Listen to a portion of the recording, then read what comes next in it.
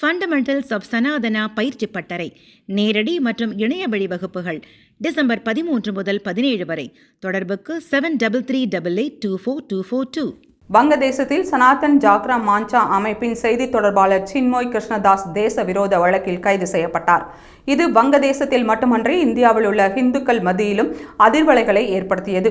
இது குறித்து இந்திய வெளியுறவுத்துறையின் செய்தி தொடர்பாளர் ரந்தீப் ஜெய்ஸ்வால் கூறுகையில், வங்கதேசத்தில் இந்துக்கள் மீது நடத்தப்படும் தொடர் தாக்குதல்களால் இரு நாடுகளின் உறவில் கசப்பான சூழல் நிலவுகிறது.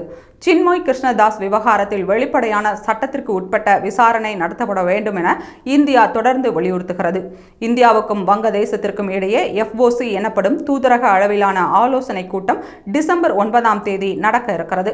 இந்த கூட்டத்தில் அனைத்து விவகாரங்கள் குறித்தும் ஆலோசிக்கப்படும். இந்த கூட்டத்தில் கலந்து கொள்ள இந்திய வெளியுறவுத்துறை செயலர் விக்ரம் மிஸ்ரி வங்கதேசத்திற்கு செல்கிறார். அவர் வங்கதேசத்தில் அமைந்துள்ள இடைக்கால அரசு அங்கு சிறுபான்மையினர் மீது நடத்தப்படும் வன்முறைக்கு எதிராக நடவடிக்கை எடுக்க வேண்டும் என வலியுறுத்துவார் என்று ரந்தீப் ஜெய்ஸ்வால் கூறினார்.